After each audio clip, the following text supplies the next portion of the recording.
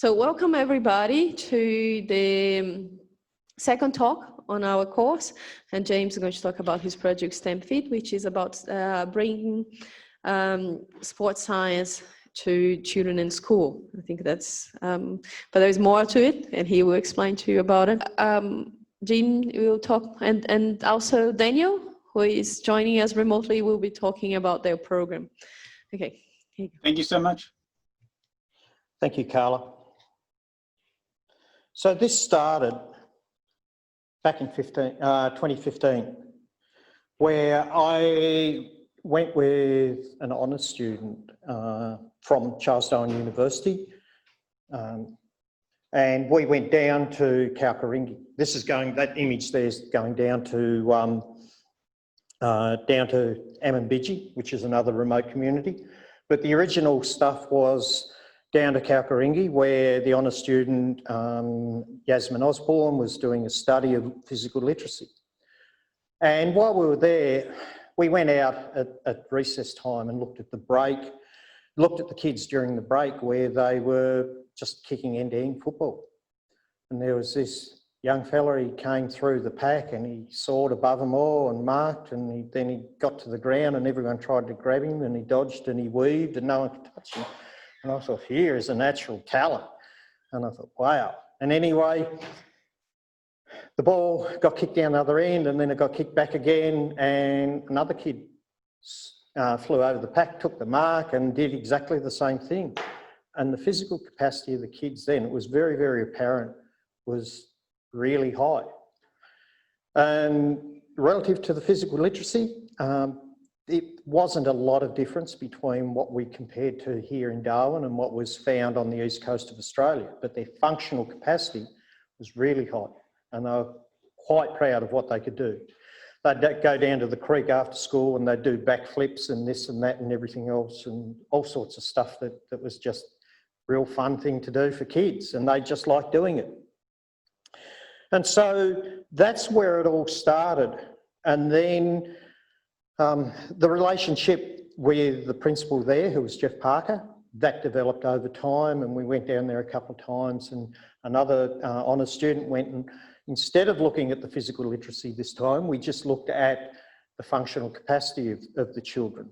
And that was then at Clyde Fenton School in Katherine, because that's where Jeff had gone. And so we gravitated up to there. So we were seeing whether the Katherine kids were in the middle of Darwin and Kalkaringi, or whether they were closer to one end or the other.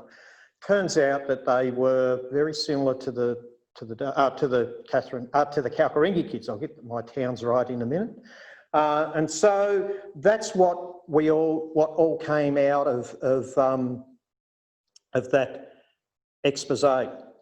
So moving on now, I'll just let that run for a little bit, because there's some images of some videos that were taken down in Brisbane in the last few weeks of kids being active in the programs that were running down there at this point in time. So they're all being involved and getting quite a bit of interest, even though it was for the videoing. They had just natural interest in the technology and natural just wanting to get out and run and jump and play around. Anyway, I will move on now before we get too far. So I'll talk here for a minute of what the team is and the evolution of and I had to throw evolution in considering we're at a university called Charles Darwin. And so, yeah, and the team and so forth. And Danny will talk in a minute, and we'll just go backwards and forwards. And Danny, if you want to butt in and say anything at any stage, feel free to do so as well. Jim, I'm quite happy with the hole that you're digging. Okay, thank you. So the original STEMfit was between three of us. That's myself, Jeff Parker, who's the principal at Clyde Fenton School, who I've just mentioned briefly, and Danny, who is down in Brisbane. A little bit of an aside there, Danny was a principal supervisor of mine during my PhD, and then we've just continued the relationship and the collaboration since then. In recent times, we've brought into the group other people. Keen Wheeler from QUT, Dr. Charlie Willis from Griffith University, Sharon Louth from University of the Sunshine Coast. And also coming on board that's giving us quite a lot of guidance and input as well is Peter White, who's the principal at the Nooka School as well. And so the current active schools, we're progressing on, and we'll talk about what the progressions are here today. But the current active schools within this, in the Northern Territory, is Clive Fenton School, the Nooka School, and Casuarina Senior College. And in Queensland, currently, there is Woodridge State High School and Holland Park State School. And so they are currently active. We've got a number of other schools, both here in the Territory and in Queensland. Next slide, sorry, Danny. And so that all come from, originally from a Department of Education grant. The people that we're talking about there, they're the other team members. So Sharon's the top left, Charlie's the top right, and Keen is sitting there with his son Tamani. Thank you, Danny, for doing that. So how did it all come together? And that's the grant in this STEMfit research. Sort of, you know, I put the analogy there, or actually I have to give credit to Jeff Parker because he put that up there as you know, it looks like we're a bunch of motley group, but a bit like Monty Python, there's quite a lot of serious stuff going on in the background to get what we achieve. And so how it came about originally, Jeff contacted me and he said the NT government has got a grant going and can we put something together? And we both were quite, you can't quite see the font there, it's a little bit small, but it all comes down to that we had both these thought patterns that were quite similar, that all was based around how the kids' capabilities of how well they could move and so forth. And so we came up with this big idea at the bottom of collecting data by new technology and then letting the kids use their own data to go into class. It's fairly radical from the Education Department's point of view. They took a long time to decide to come on board, but they come on board and gave us money to do the original research. And we'll talk about the original research in a minute. But anyway, what the goals were originally and still are, that we engage, and that's increased the number of children and students engaged in education. And that's right through from all the early years right through to year 12 and probably beyond into university. Have every student achieve at least 1 year of growth for 1 year of education. And then the students leave school with the options that allow them to achieve their ambitions. So looking at it, this is the thing that a lot of kids get in school. They get surveys done. Who likes pizzas?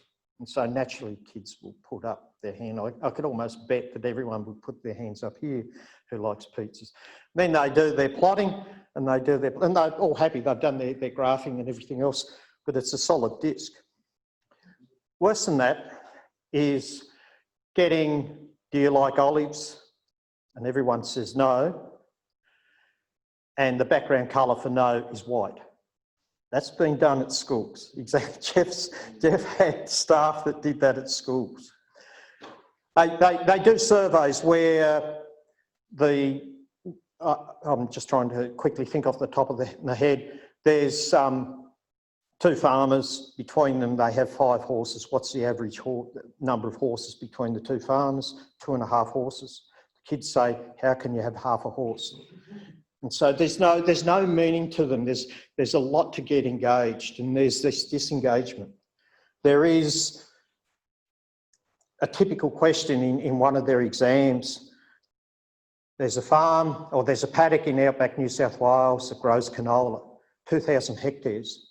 And within each square metre, and I'm guessing here now, there's 153 plants per square metre. How many plants are in the field?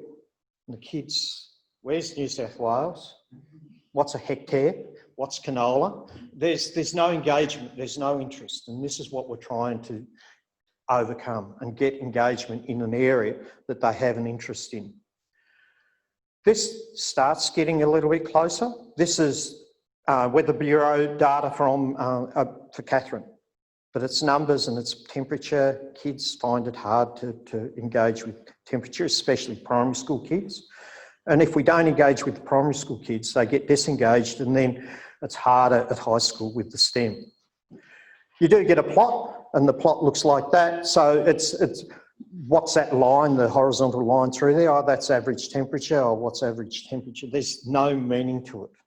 And we'll come back to that average and averages later on. So what we need data that is meaningful for the students, something that they can relate to, something that they can engage with. The data about themselves, if it's about themselves, should be something that is favourable to them, not putting them down. We're always putting kids down that they can't do NAPLAN and any other of their, I was going to say GAMSAT, but that's for medical. I don't think they're there quite at this point in time. But being able to represent them favourably.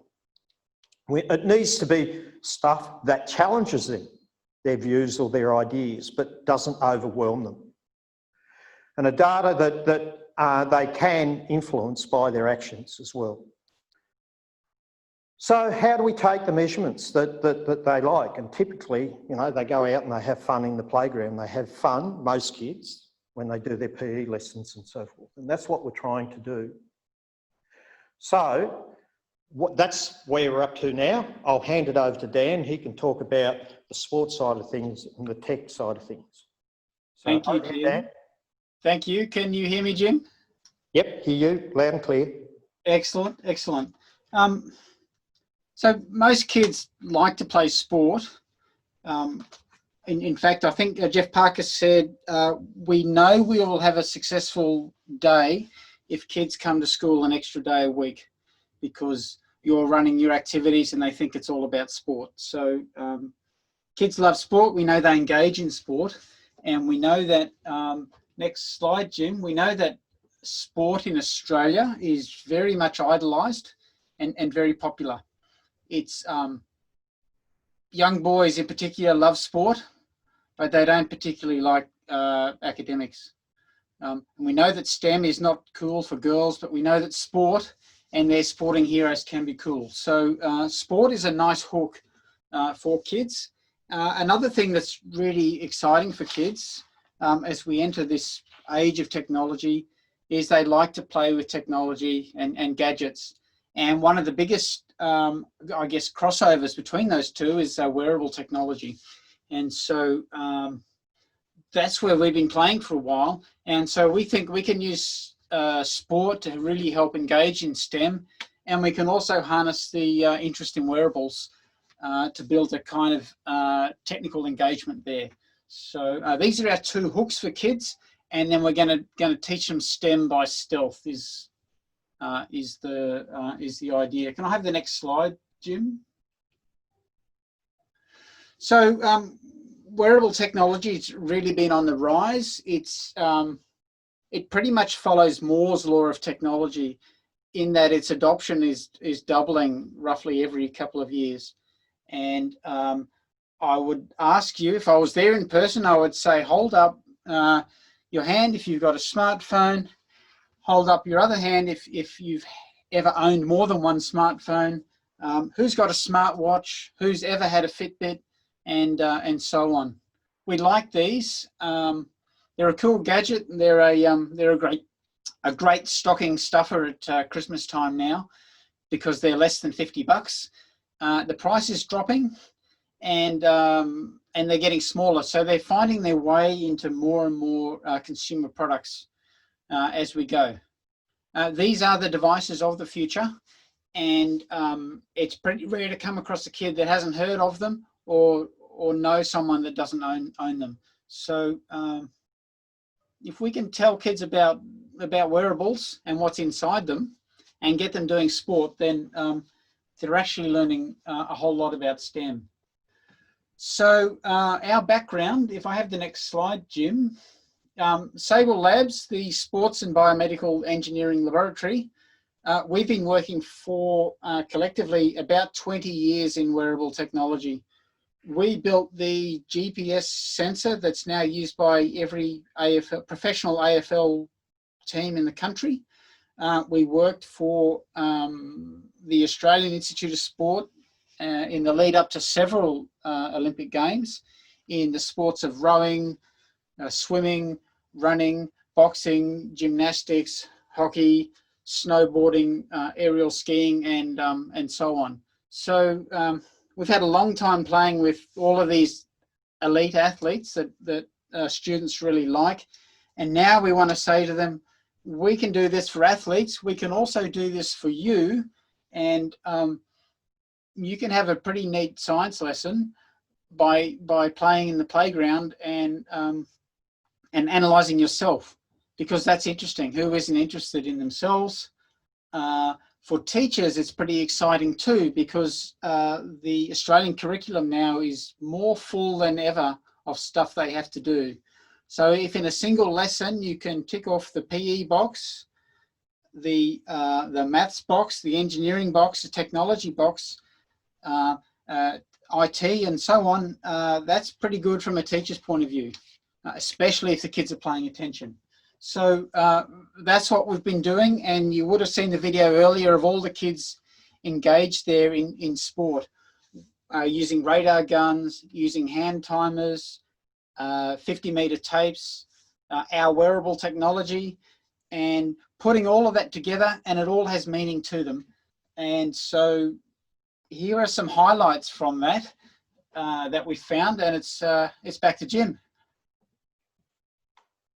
Okay, so what came apparent early on in the piece was there were many moments, 3 key moments here.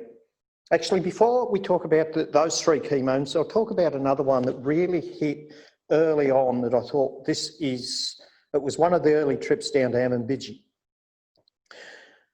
Gave a presentation. Amambidji is a one-room school, and there are half a dozen, 8, 10 kids in the class. And there was this little boy, quiet as a mouse, just sitting there the whole time. And he glanced over and he's just sitting there and he's just staring and everything and just not saying anything.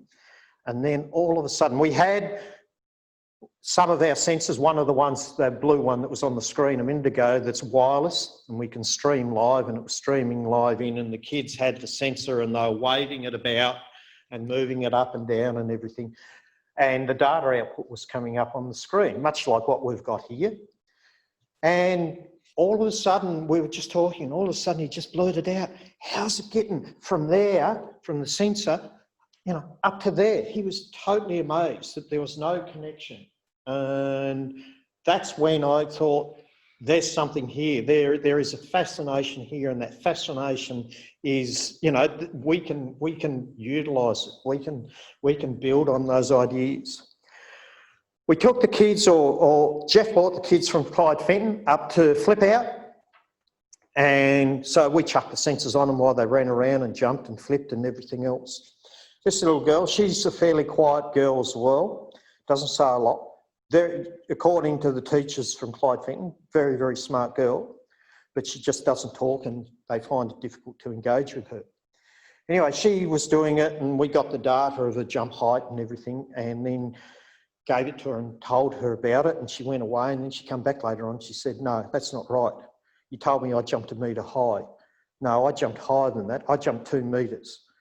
And she passionately argued that was what it was. And the logic she put into it, she was saying that the jump height was from where the trampoline compressed, the lowest point of the trampoline, to the height of where she jumped to. That's what she thought about and come up with.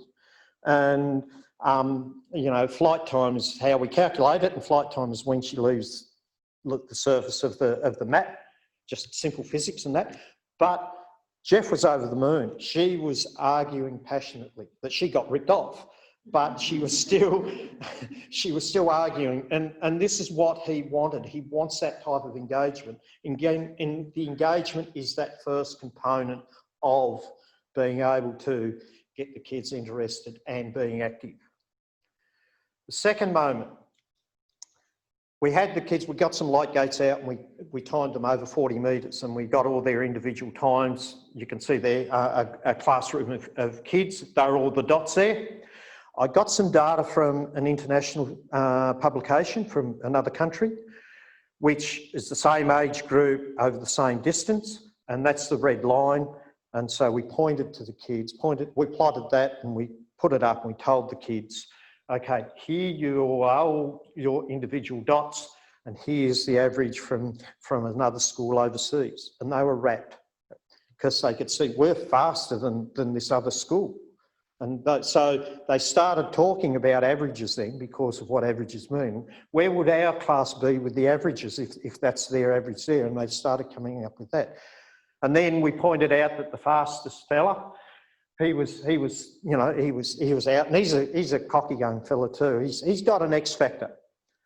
He's got something about him. You know, you have natural talent and you have, you know, the ability to do something.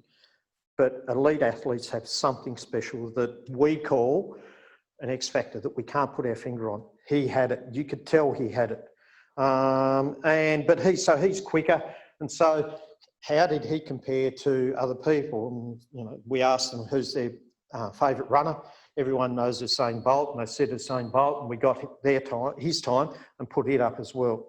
And so it gives them a context of where they are. And again, it's favourable, and they didn't expect to be anywhere near Usain Bolt, but it was there and it put the context into it. And that was the start of it. And then there was questions. You know, I'm better than most other kids in the world. If I had running shoes and shorts, I'd be faster. These kids typically running bare feet. When we were down at Kalkaringi, their average running time was no different to Darwin, but they were running over rough ground in bare feet, and where there was no rough ground, it was bindi weeds. And so they'd pull up and they'd pull the bindi weeds out, but statistically they were running the same speed, but they were running with a handicap. What would happen if I ran with the wind? These are the type of questions that they started thinking about. It was all organic, it was good. And that young fella, he only did it half-hearted first up, and then someone else ran faster than him, and then he wanted to have another go and he wanted to be faster. And so he could have his data and he could show that he was quicker than everyone else. That's all good. And the third moment, we had the straight line running, and then we did agility where they had to make decision making. With the lights, they change randomly and they have to make their mind up which gate they're going through just off the lights as they change. This young fella was reasonably fast with his running, but he was nowhere near as fast once it came to the decision making. So there was the dispute with it all about running is about going fast and coming up with the point, and you know, and educating that in certain circumstances it is about making your mind up which direction you're going to take. Rugby, for example, and he was a rugby, you know, he loved the rugby, and so teaching and getting him to understand that it's important to be able to change direction very quickly to either avoid a tackle or to make a tackle is an important thing. Again, it's getting that involvement. So the concept of itself, it is to experiential learning, and so they go through that and then they learn. And so this is the physical component that we've talked about here. And then there is that investigative component that they do in the classroom. And so we're looking at building the engagement through the ownership of the data. So this is a bit of a video of just to give you a break so you don't have to listen to me or Danny for the whole time through, of Matthew, who's Danny's son, and he did some video for us, and I have not got sound. Hold on, please, pause. How do I pause it?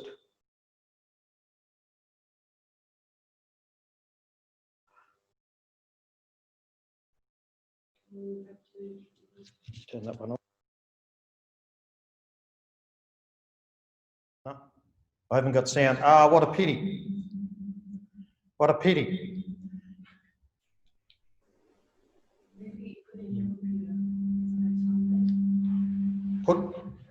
There's a speaker at the right hand of the...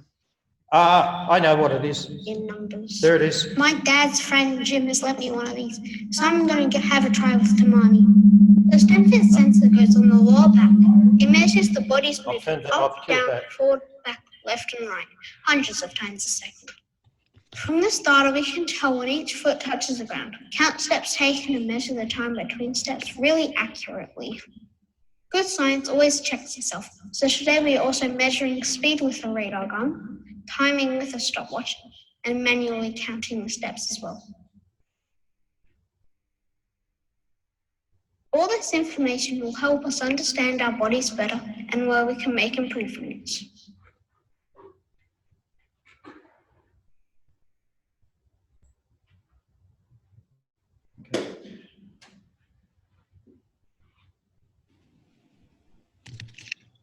Thank you.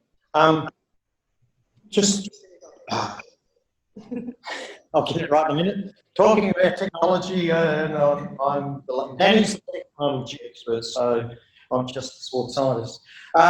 So that's my excuse, and I'm sticking with it. The engagement part, even though we were doing that for the video purposes and everything else like that, Tamani that was there with Matthew, he was helping out and running and walking and doing all these activities. At the end of the day, now what are we doing wrong?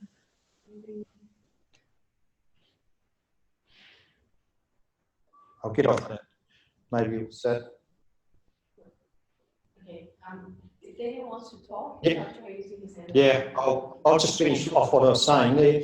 But Tamani asked whether he could take one of these home, which we'd already organised with Keane anyway, because he needed it for data capture. But the amazing thing was, just by playing around on the day and that technology, just a bit of wearable technology, that's what it is, the device. Our devices, we've got images coming up with it as well, but he wanted to take it home. So it's a little black box, but it's something that they can engage with. Okay, Dan, over to you again. Thank you, Jim. So there's the landscape of possibility, but our challenge was, if actually you want to make a difference, it's not just about having the best technology. You've got to make it meet the needs of the people that are going to use it. And so that means the affordability of it's really important. We've got a wide range of abilities of students that we need to cater for if we're going to develop something in an educational way. Schools don't have a lot of money, so whatever's already in the classroom, let's see if we can use that. The other thing about this technology, what we've been using in research for a long time was pretty complicated, because that's the way we like it. But if you're going to ask primary children in particular to use it, then it needs to be really simple. So the technology that we came up with, you plug it in like a USB drive, and you've got text files there, and you work with the text files in something simple like Excel, which is available on every computer. Now that's, from a pure scientist point of view, that's pretty clunky, but it actually hits the sweet spot of what you need in an educational setting. And it's enough that if we go to the next slide, Jim, it's enough that we can incorporate a whole range of things that get kids asking questions and get them using the kinds of technologies that they need as they go forward in their education careers and in their careers beyond that. So we actually use a whole range of technologies, and possibly the simplest technology, where are we? Are timers. And so one of those timers that we used was a step counter, which is as simple as a small device you hold in your hand, and you push a button and the number of steps goes up. And so as we get someone doing some running, we have some other children along the side there, and they're counting the steps with a step counter. And you get all kinds of really interesting questions. Like if you've got multiple kids counting the steps, they probably end up with a different number. Why is that number different? Which number should you actually use?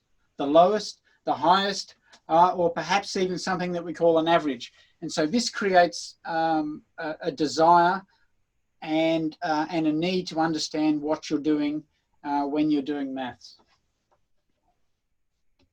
Where we simplified a lot of the maths, if we go to the next slide, Jim, we simplified a lot of the maths by doing it in Excel, where we can load in the information from our sensors, and Matthew talked about measuring the body's movement hundreds of times a second. What you can see on the green graph there is the foot strike when someone's doing walking. And it turns out if you count all of those peaks, you've actually counted the number of steps.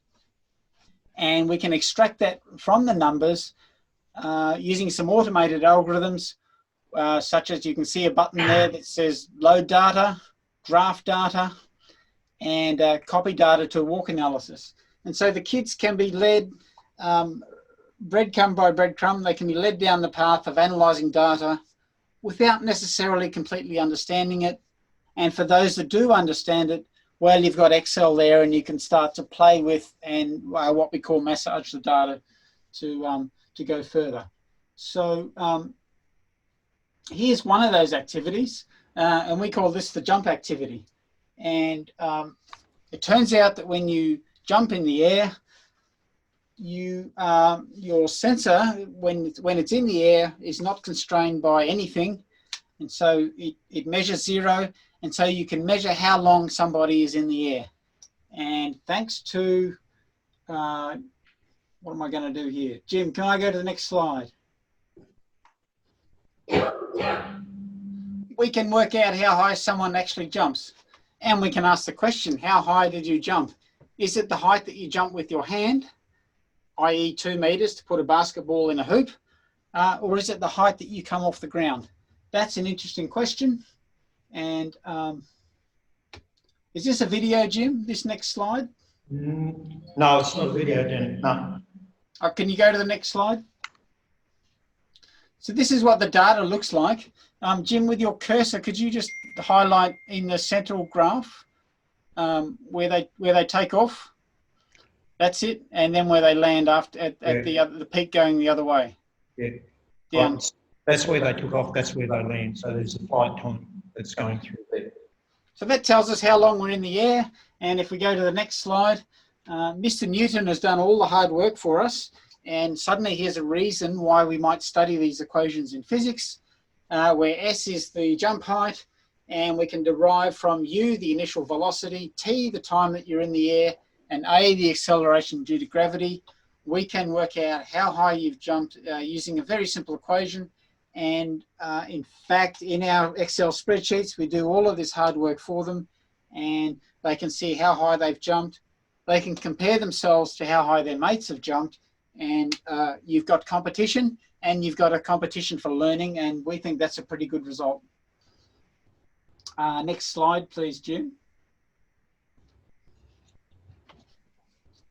So I love this picture because this is what it's all about. This is measuring and understanding what you're measuring. Just getting a ruler out on a computer screen, well, why not? And it's almost the same as this analysis here that we've done for them, where we've calculated here the distance between the peaks in samples, and we've worked out how long they're in the air, and we've worked out how high that they've jumped with the jump stick. And we've calculated it from our sensor, and you get a pretty close correlation. So we reckon that's pretty good. And if we go to the next slide, this kicks off a whole range of questions for kids.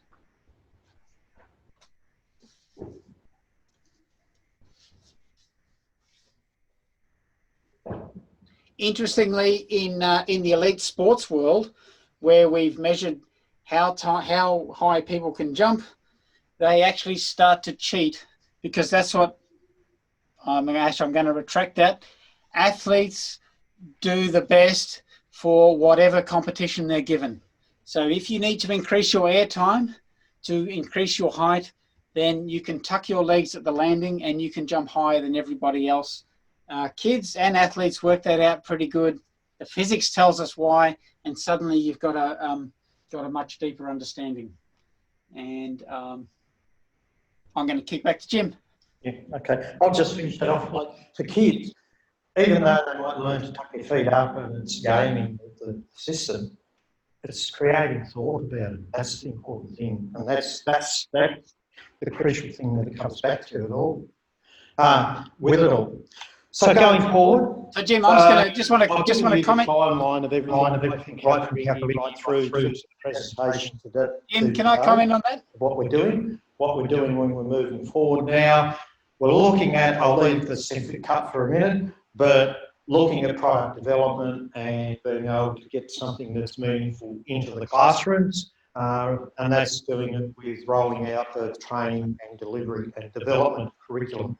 So it is worthwhile. It's not going to be something that we assume is correct. Working with the teachers to be able to get something that they think is valuable, that they think will be useful, so they will use it. It won't be a product that's just sitting on a shelf and just being a waste of space. STEMfit Cup, we've had this floating around for a year or two of having kids do physical activities and then classroom activities as well, and then bringing it all together and having a competition between schools with it. I'll leave it at that until a few slides time. So, well, here's the slide. So it's what it is. So that you can see there that our original idea was to have participants from schools come up here, 2-day experience at the university, experience in the lab, collecting their data and so forth, and then analysing their data, and then bringing it all together. And the best, three potential categories: the best that's in the physical contest, so the one that can jump the highest, run the fastest, whatever. The kids that could do the maths, are the best in the academic side of things, and then an overall, which is the average of run the best and be academically good as well.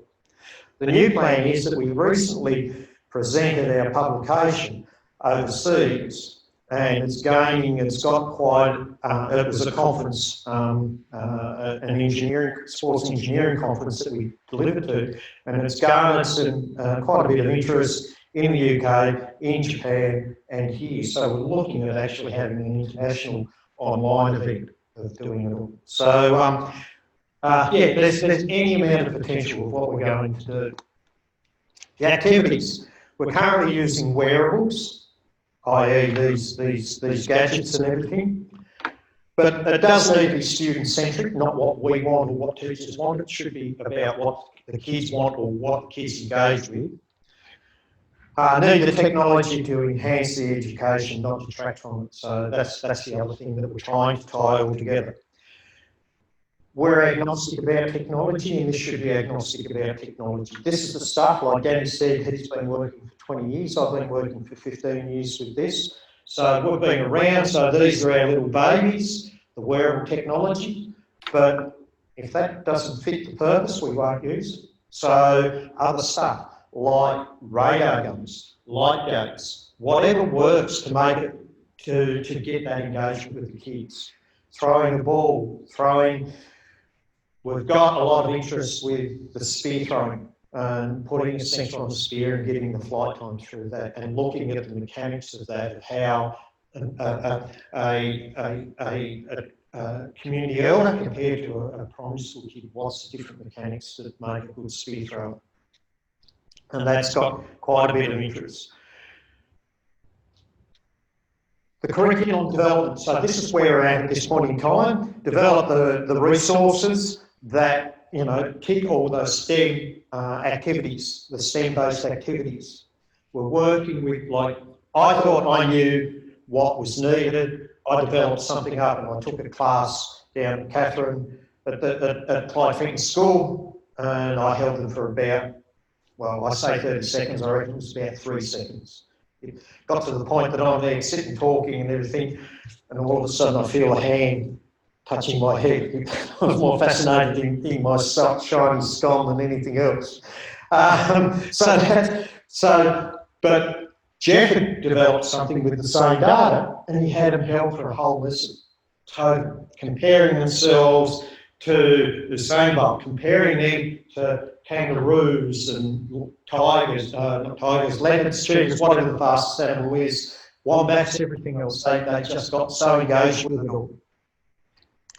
And so that's what we need, and that's where we're working now, or we're leading into working with those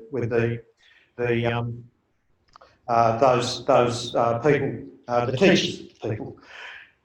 So that's it. So, and then the program rollout, and so having a product that we can train the teachers with that's easy to do with STEMfit based modules, and then the teachers take it out with their delivery and so forth. And that's it. That was a flip out. I'm running out of time, so I'll finish. I won't tell you that there's a good story within that. There's heaps and heaps of good stories. That's our paper that we did present. So if anyone's interested, just give us a word and you can come back and look at that at any stage. So yeah, that's pretty much it, a wind up. Thank you for listening. I don't know whether Danny's got anything else to say at all. All good here. Sorry, couldn't find my mute button. I just do want to say, as a physicist, well, that was my first career. I love the ideas that kids are using physics to cheat in jumping competitions. I think that's smart Australians. Yeah, for sure. We might have to get you out of the chair and then maybe leave the room so we can ask some questions. I have to leave altogether. Yeah, just you leave. I think, yeah, that's good. I think everybody can hear me there still. So I think we still have 10 minutes for questions. So anybody have questions for Jim or Dan? And it can be both online or here in the room. Just past the... How are you going about like looking for additional schools? Are you going to be trying to get more schools in on the program? And are you doing that mainly around the Territory or Queensland as well? Are you looking to take it national or? We think we're national now because we go over 2 states. Yeah. But there is another school. We put in for a maker grant, which was put out through the federal government's Department of Business. So not the typical ARC. That's being put on hold. It was meant to be announced back in April, but COVID has put it on hold and put it on hold, put it on hold. So we're still waiting. But the schools that are involved with that is a lot more schools than what we listed there. And so there's, and I don't know the name of the school, but a school down in Thredbo as well. And so there's the Woodridge, there's 1 or 2 schools that we've approached in and around, other schools that we've approached in and around Brisbane. Larrakia Primary School want involvement. There's other schools around in the remote areas around Nooka that have expressed interest in being involved as well. And there's, we want to re-engage with Timber Creek, Amambidji and Bulla as well, because those guys were the originators and the original supporters of our first research. It's just been a turnover of staff, and so we've letting those people settle, relying on Jeff to tell us when it's time to go back and re-engage with those guys. So yeah, we're looking at doing that. We're looking at rolling it out. We've got interest, not only national, but there are people talking and wanting to do it in New Zealand, in Japan. There's even discussions with people associated with India. But I think, you know, baby steps first. We try and get the product working here, and then we roll it out. But I think it won't be a one-size-fits-all with the curriculum, because what will work somewhere might not necessarily work somewhere else, and we have to, that scaling of it all. It's, you know, it's biggish, but it's just, we put it out and we were told, oh, contact this person, contact that person at this point in time. And some other people have heard by word of mouth, and so they've contacted us as well. So it is eliciting a reasonable amount of interest, that's for sure. Any other questions? What is the costing price? What is the costing price for that? The price? Yeah. The price of this wearable device is, as it is, if you bought one of them, about $300. Our research-based ones, they're about $500, but economies of scale, we haven't manufactured these. We manufactured our research ones. I shouldn't say we, I'm claiming that, that's all Danny's work, not mine. So don't tell him that I've claimed that it's we. Anyway, these... No one's listening. but anyway, yeah, but they come down quite significantly if we start ordering. So if we ordered them for schools and everything, they would come down quite a bit. They will come down over time, and depends on fit for purpose, and there's a whole range of devices right through, and so you could pay $2,000 for some certain commercially available ones, you know, so there's a whole plethora and a whole range. These are very, very user-friendly, and this is why we use them. That's what Danny said. You just wave a magnet over them, they turn on. As soon as they turn on, they start auto-logging. You wave the magnet over them, they turn off. And that's it. And then you plug them in, and it downloads automatically as a CSV file. So it's really good and really, really useful, a useful product in that sense. And like what Danny said, that's ideal because you don't want anything overly complex for kids. And being quite robust, they are quite robust as well. Can I make a comment, Jim? Yes, for sure, Danny. It's very easy, and this was our trap. We got caught up in STEMfit is about the devices, but it's not. It's more about the engagement and the linking of various technologies. A hand clicker costs $5, you know, but it's you put it in a kid's hand, and there's that kind of kinesthetic engagement with numbers, a very tactile engagement, and that seems to do amazing things in kids' brains. So yeah, it's what is the price and the cost is really tricky to say. Our product, if we get the Maker grant, we will provide with the partner schools, at least the early partner schools, we'll provide them with a kit, and that will include a number of sensors and a radar gun and a vertical height jump. Even though we can measure jump height, you get the Vertex pole. It gives them something that they can compare against, because they will get a difference in the jump height, and they can come and work out why those differences are. The clickers, all sorts of gadgets that we'll supply for the schools. And then clearly we had to develop the curriculum with them so they can actually use it and it doesn't just sit on the shelf. And then I'll go to Whitney. At the moment, you're sort of working predominantly with primary school kids, but do you think you'll move into a secondary program to try and engage kids that are a bit closer to potentially going to uni or choosing VCE subjects or whatever it is up here? I partially can answer that sometimes I get Jim to do a program here with Year 11 students, and that was quite a big hit last year, but I'm sure there's more.